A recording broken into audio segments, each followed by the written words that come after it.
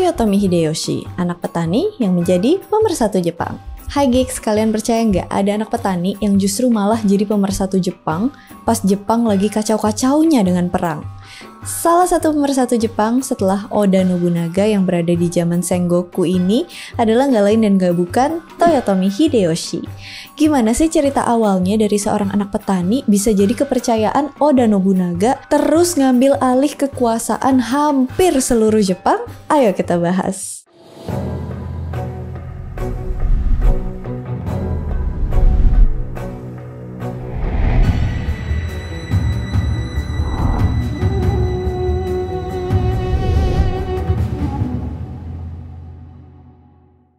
Masa kecil. Hideyoshi lahir tahun 1537 di Nakamura, Provinsi Owari dengan nama Kinoshita Tokichiro. Ayahnya, Kinoshita Yaemon, adalah seorang petani dan juga ashigaru yang melayani klan Oda.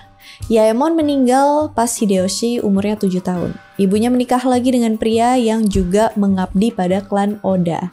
Gak lama kemudian Hideyoshi dikirim ke kuil buat belajar. Tapi Hideyoshi kecil nih gak betah belajar di kuil yang terlalu disiplin. Dia kabur dari kuil dan mengabdi jadi pelayan di Provinsi Suruga buat melayani Matsushita Yukitsuna, seorang pengikut klan Imagawa.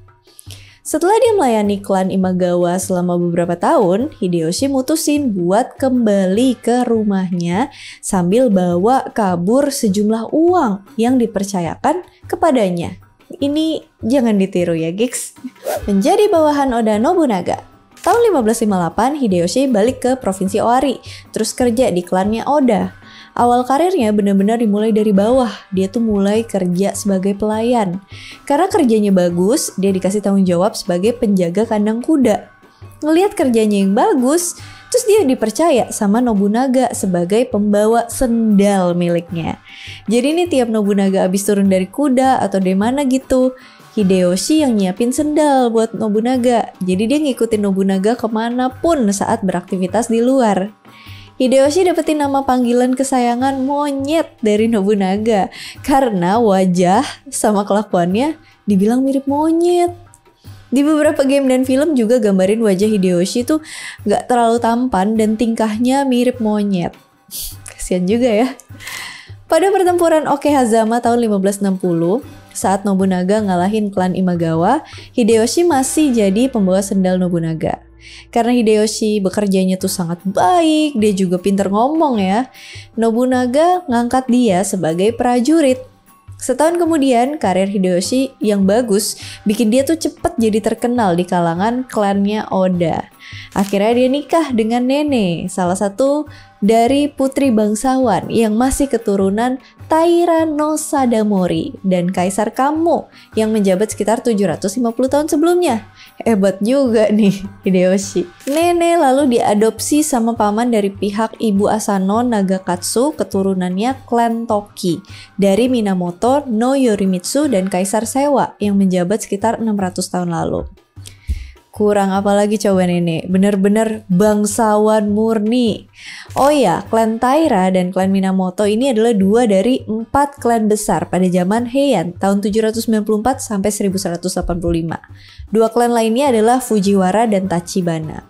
Kalau aku bahas soal zaman Heian, terutama perang antara klan Minamoto sama Taira yang pemenangnya nanti ngebentuk keshogunan pertama di Jepang, kalian mau nggak? Kalau mau komen di bawah ya. Menurut Han Kanpu atau silsilah pelindung keshogunan, Nene harusnya nikah dengan Maeda Toshie, salah satu jenderalnya Nobunaga. Tapi dia malah milih jadi istrinya Hideyoshi. Nene ini sangat berperan penting dalam karir Hideyoshi nantinya, walaupun Hideyoshi punya banyak selir. Di tahun yang sama, tahun 1561, Hideyoshi ngelakuin perbaikan kastil Sunomata, barengan sama adik tirinya Hashiba Koichiro. Barengan juga sama Hachisuka Masakatsu dan Maeno Nagayasu. Usaha Hideyoshi sangat mustahil dilakuin karena Sunomata nih berada di wilayah musuh. Dan menurut legenda, Hideyoshi membangun benteng di Sunomata dalam semalam dan menemukan jalan rahasia ke Gunung Inaba. Setelah itu sebagian besar markas musuh atau garnisun akhirnya menyerah. Widih, kayak Roro Jonggrang dalam semalam selesai. Tahun 1564, Hideyoshi sangat sukses sebagai negosiator. Dia berhasil nyuap sejumlah panglima perang Mino untuk ninggalin klan Saito. Hideyoshi deketin banyak samurai klan Saito dan ngeyakinin mereka buat tunduk kepada Nobunaga, termasuk ahli strategi klan Saito, Takenaka Shigeharu. 3 tahun kemudian Mino berhasil ditaklukkan. Kemenangan mudah Nobunaga dalam pengepungan kastil Inabayama itu karena usahanya Hideyoshi selama beberapa tahun sebelumnya. Setahun kemudian Hideyoshi mengubah namanya menjadi Hashiba Hideyoshi. Nama belakang yang baru itu mencakup 2 karakter, masing-masing dari tangan kanan Oda, Niwa Nagahide, Shibata Katsuie, dan nama baru tersebut menyertakan karakter dari Akechi Mitsuhide, Mori Yoshinari.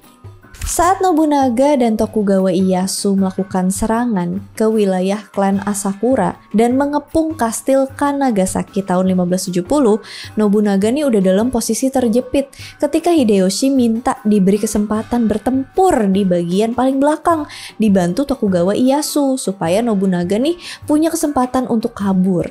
Atas jasa menyelamatkan nyawanya, Nobunaga ngasih hadiah 30 keping emas kepada Hideyoshi. Azai Nagasama berhasil dihabisi Hideyoshi dalam pertempuran di benteng Odani beberapa bulan kemudian. Hebat ya. 3 tahun kemudian, tahun 1573, setelah kemenangan ngelawan Azai dan Asakura, Nobunaga nunjuk Hideyoshi jadi daimyo atau penguasa daerah dari 3 distrik di bagian utara Provinsi Omi. Dari daerah Omi, Hideyoshi ngerekrut sisa-sisa pasukan Azai. Berikut sejumlah ksatria muda kayak Ishida Mitsunari, Kato Kiyomasa, dan Fukushima Masanori.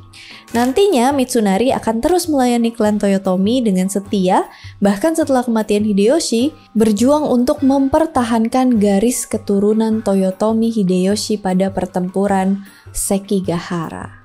Awalnya Hideyoshi bermarkas di bekas markas Azai di Kastil Odani, tapi pindah ke kota Kunitomo dan menamainya Nagahama.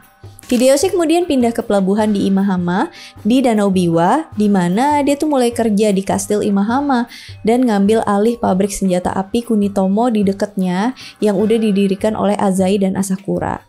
Di bawah pemerintahannya Hideyoshi, produksi senjata api di pabrik tuh meningkat secara drastis. Kemudian Hideyoshi ikut dalam pengepungan Nagashima, benteng utama Ikoiki di tahun yang sama, tahun 1573. Setahun kemudian, Hideyoshi bersama Araki Murashige ngerebut kastil Itami dan setahun kemudian bertempur dalam pertempuran Nagashino melawan klan Takeda. 2 tahun setelahnya, Hideyoshi ngambil bagian dalam pengepungan Mitsuji, bagian dari perang Ishiyama Honganji yang berlangsung selama 11 tahun. Kemudian Nobunaga ngirim Hideyoshi ke Kastil Himeji buat menaklukkan wilayah Chugoku dari klan Mori. Hideyoshi kemudian bertempur dalam pertempuran Tedorigawa tahun 1577, pengepungan Miki tahun 1578, pengepungan Totori tahun 1581, dan juga pengepungan Takamatsu tahun 1582. Aktif ya bun. Naik tahta menggantikan Nobunaga. Selama pengepungan Takamatsu melawan klan Mori tanggal 21 Juni 1582, terjadi hal yang mengguncang Jepang saat itu. Oda Nobunaga dan putra sulungnya serta ahli warisnya Nobutada terbunuh dalam insiden Honnoji oleh pasukan pengkhianat Akechi Mitsuhide. Kematian Nobunaga untuk menyatukan Jepang terancam gagal. Hideyoshi balas dendam atas kematian tuannya, berdamai untuk sementara waktu ya dengan klan Mori dan 13 hari kemudian bertempur dengan Mitsuhide dan ngalahin dia di pertempuran Yamazaki, membalaskan dendam tuannya dan ngambil otoritas juga kekuasaan Nobunaga untuk dirinya sendiri. Di tahun yang sama, Hideyoshi mulai pembangunan Kastil Osaka. Dibangun di lokasi kuil Ishiyama Honganji yang dihancurkan oleh Nobunaga. Pada tahun 1597, konstruksi pun selesai dan kastil itu bakal jadi benteng terakhir klan Toyotomi setelah kematian Hideyoshi. Kastil Osaka adalah kastil yang terbesar dan paling tangguh di seluruh Jepang. Kematian Nobunaga bawa krisis suksesi di klan Oda. Hideyoshi dukung cucu Nobunaga, Oda Hidenobu.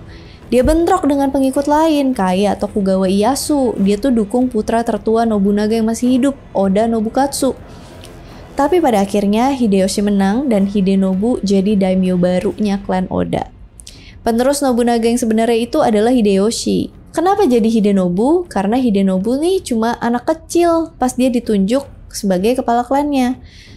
Salah satu saingan terbesar Hideyoshi adalah Shibata Katsuie, samurai pengikut Nobunaga lainnya.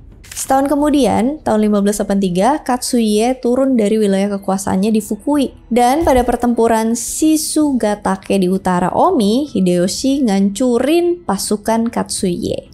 Ishida Mitsunari ngintai pergerakan Katsuie dan jadi orang pertama yang melawan musuh dalam pertempuran itu. Lawan Hideyoshi lainnya, Tokugawa Ieyasu. Hideyoshi dan Ieyasu tuh bertempur tanpa hasil di Komaki dan Nagakute tahun 1584. Konflik ini berakhir dengan gencatan senjata dan aliansi dari kedua klan. Seperti Oda Nobunaga sebelumnya, Hideyoshi ini nggak pernah dikasih gelar shogun oleh kaisar. Sebaliknya dia ngatur supaya dirinya diadopsi oleh Konoe Sakihisa, salah satu bangsawan di klan Fujiwara. Klan ini termasuk salah satu dari 4 klan besar di zaman Heian yang tadi aku bahas di awal. Dan Toyotomi Hideyoshi dapetin gelar konselir Istana Tinggi atau Daijo Daijin. Terus dia juga dikasih posisi bergengsi lainnya, yaitu pengawas atau wali kekaisaran atau Kampaku tahun 1585. Hideyoshi secara resmi dikasih nama klan baru, Toyotomi, udah bukan Fujiwara, oleh Istana Kekaisaran. Hideyoshi bangun istana mewah Jurakudai 2 tahun kemudian dan menjamu Kaisar Goyozei pada tahun berikutnya, tahun 1588. Hideyoshi juga nginvasi Shikoku tahun 1585. Pasukan Hideyoshi merebut dan menaklukkan Pulau Shikoku, pulau terkecil dari 4 pulau utama Jepang dari Chosokabe Motochika. Pasukan Hideyoshi tiba sebanyak 113.000 melawan 40.000 orang Chosokabe. Chosokabe pun akhirnya nyerah setelah kastil Ichinomiya dikepung selama 26 hari. Dia pun diizinkan mempertahankan provinsi Tosa, sementara wilayah Shikoku lainnya dibagi di antara para jenderalnya Hideyoshi. Pada akhir musim panas bulan Agustus tahun yang sama, Hideyoshi naklukin provinsi Etsu dan provinsi Hida yang dipimpin mantan sekutunya Sasa Narimasa. Setahun kemudian, Hideyoshi menaklukkan Kyushu mengalahkan klan Shimazu. Tahun 1588, Hideyoshi melarang petani biasa untuk memiliki senjata dan mulai nyitain senjata. Pedang-pedang itu dilebur buat bikin patung Buddha. Tindakan ini efektif buat menghentikan pemberontakan petani. 2 tahun kemudian, tahun 1590, Hideyoshi ngelakuin serangan ke Odawara melawan klan Hojo di wilayah Kanto. Klan Hojo ini lawan terakhirnya Hideyoshi untuk menyatukan Jepang. Hal ini penting sebagai pertempuran pertama yang melibatkan aliansi antara Hideyoshi dan Tokugawa Ieyasu. Dengan 220.000 orang, pasukan besar Hideyoshi mengepung kastil Odawara melawan Hojo yang berkekuatan 82.000 orang. Akhirnya setelah 3 bulan pengepungan, kemunculan kastil Ishigakiyama Ichiya tiba-tiba menghilangkan semangat pasukan Hojo untuk melawan dan mereka pun menyerah. Kastil ini terletak di bukit Kasagakeyama 3 km sebelah barat kastil Odawara. Awalnya kastil ini cuma dibuat sebagai benteng sementara. Benteng ini dibangun dengan tembok batu besar dan benteng tengah. Hideyoshi ini tercatat sebagai ahli pembangun kastil dan ahli perang psikologis. Kastil ini dibangun secara rahasia di kawasan hutan selama 80 hari, sehingga ketika pepohonan ditebang pada suatu malam, kastil itu seakan-akan tiba-tiba muncul, padahal dari dulu udah ada di situ. Pasukan Hojo ngira kastil itu dibangun dalam waktu semalam aja, jadilah moral mereka langsung down. 9 hari kemudian, klan Hojo secara resmi menyerah. Kastil-kastil Hojo di wilayah lain jadi gampang deh ditaklukin habis itu. Oh iya, kastil Ishigakiyama Ichiya ini jadi tempat pertama Hideyoshi bertemu dengan Date Masamune, salah satu jenderal yang terkenal juga pada zaman Sengoku yang dijuluki One-Eyed Dragon of Oshu. Selama pengepungan kastil Odawara, Hideyoshi minta Masamune buat bantu. Awalnya sih si Masamune ogah-ogahan ya, tapi karena Hideyoshi pemimpin Jepang saat itu, akhirnya dia pun datang. Masamune datang terlambat. Terus setelah perang usai, Hideyoshi menghukum dengan mengurangi tanahnya milik Masamune. Masamune pun nyerahin tanah leluhur milik klan Date dan dia nggak pernah dapetin balik tanah itu. Balik lagi nih, hasil dari kalahnya klan Hojo. Hideyoshi nawarin Ieyasu 8 provinsi yang dikuasai Hojo di wilayah Kanto sebagai imbalan atas penyerahan 5 provinsi Ieyasu sebelumnya. Ieyasu pun setuju dan ini jadi modal dia buat nantinya menjadi shogun. Menjadi Taiko. Masa depan klan Toyotomi di ujung kehancuran setelah putra Hideyoshi satu-satunya, Tsurumatsu, meninggal saat berusia 3 tahun. Saudara tirinya, Hidenaga, meninggal gak lama kemudian. Dan Hideyoshi nunjuk keponakannya, Hidetsugu, sebagai ahli warisnya, juga mengadopsinya pada bulan Januari 1592. Hideyoshi pun mengundurkan diri sebagai Kampaku, atau yang tadi aku bilang, pengawas atau wali kekaisaran. Habis itu dia dapetin gelar Taiko. Ini adalah sebuah kehormatan untuk pensiunan Kampaku. Hidetsugu gantiin dia sebagai Kampaku. Tapi ambisi Hideyoshi nggak sampai di situ aja. Bukannya dia mundur terus dia lupain gitu aja, enggak, masih ada. Dia masih mau wujudin mimpi Nobunaga, yaitu menaklukkan Cina yang dikuasai dinasti Ming saat itu. Hideyoshi berniat nyerang Cina lewat Korea yang saat itu namanya Joseon. Hideyoshi udah ngirim utusan ke Korea dari tahun 1587 buat minta izin lewat daerah mereka buat bisa masuk daerah Cina dengan mudah. Tapi Korea selalu nolak dan pada akhirnya Hideyoshi mutusin buat nyerang Korea aja dulu baru Cina. Serangan ke Korea dilakukan pada tahun 1592. Konishi Yukinaga menduduki Seoul yang menjadi ibu kota dinasti Joseon Korea tanggal 19 Juni. Hanya dalam waktu 4 bulan, pasukan Hideyoshi mempunyai rute ke Manchuria, menduduki sebagian besar Korea. Raja Korea Sonjo dari Joseon melarikan diri ke Uiju dan minta intervensi militer dari Cina. Pada tahun 1593, Kaisar Wanli dari dinasti Ming ngirimin pasukan di bawah Jenderal Li Rusong buat memblokir rencana invasi Jepang ke Cina dan merebut kembali semenanjung Korea. Tentara Ming yang terdiri dari 43.000 tentara dipimpin oleh Jenderal Li Rusong melanjutkan serangan ke Pyongyang. Tanggal 7 Januari 1593, pasukan bantuan Ming di bawah pimpinan Li merebut kembali Pyongyang dan mengepung Seoul. Tetapi beberapa jenderal Hideyoshi memenangkan pertempuran Byeokjaegwan di utara Seoul. Pada akhir kampanye pertama, seluruh angkatan laut Jepang dihancurkan oleh Laksamana Lee Sun-shin dari Korea. Ini udah aku bahas Lee Sun-shin, cek video aku yang itu, dia keren banget sih. Kekalahan di Korea merupakan pukulan telak bagi Hideyoshi. Bikin banyak lawan politiknya yang nolak invasi ke Korea merasa yakin kalau Hideyoshi udah melakukan kesalahan fatal. Dan di tahun yang sama, Hideyoshi dapetin keturunan bernama Hideyori. Hideyoshi pun ngasingin keponakan dan pewarisnya Hidetsugu ke Gunung Koya dan kemudian meritain dia untuk bunuh diri pada bulan Agustus 1595. Seluruh keluarga Hidetsugu yang berada di Kyoto juga dihabisi tanpa sisa. Bulan Januari 1597, Hideyoshi yang anti-Kristen menangkap 26 orang Kristen sebagai contoh bagi orang Jepang yang ingin masuk Kristen. Mereka dikenal sebagai 26 martir Jepang yang berasal dari Eropa, Meksiko, dan Jepang. Mereka disiksa, dimutilasi, dan diarah ke kota-kota di seluruh Jepang. Pada tanggal 5 Februari, mereka dieksekusi di Nagasaki dengan penyaliban di depan umum. Hideyoshi anti-Kristen karena mengetahui rencana terselubung para misionaris yang membantu politik kolonialisme negara-negara Eropa pada zaman penjelajahan, termasuk diantaranya perdagangan orang Jepang sebagai budak.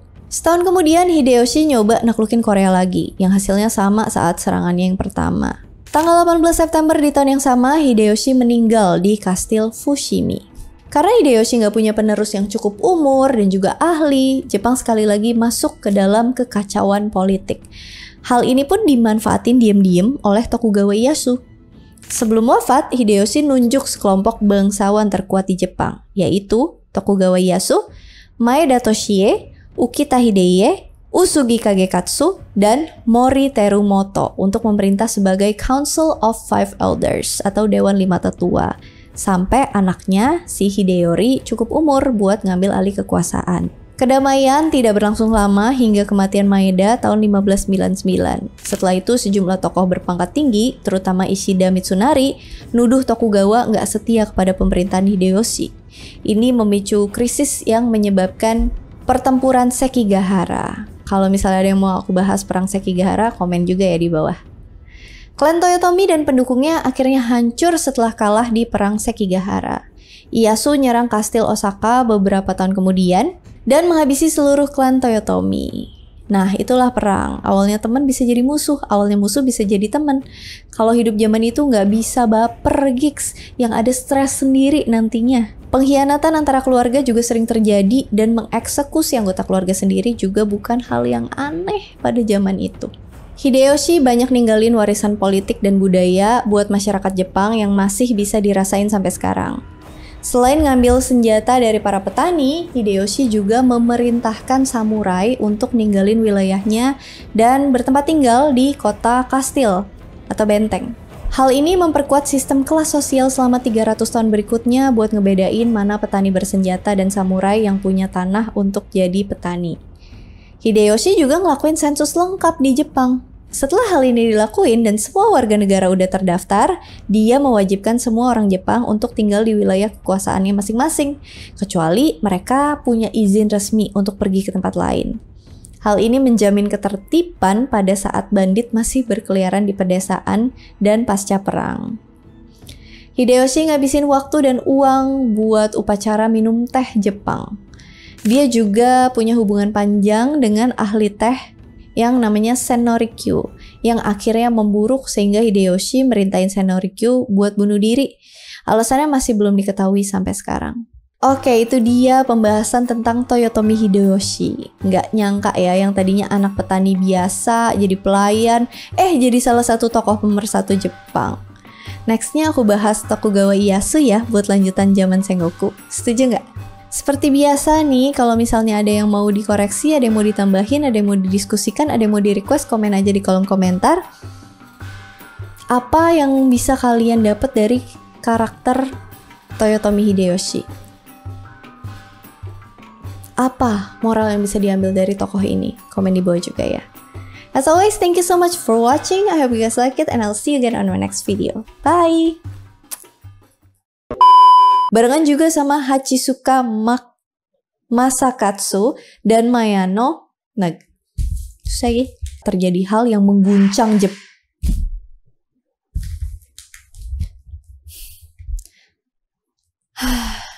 Pada tahun 1583.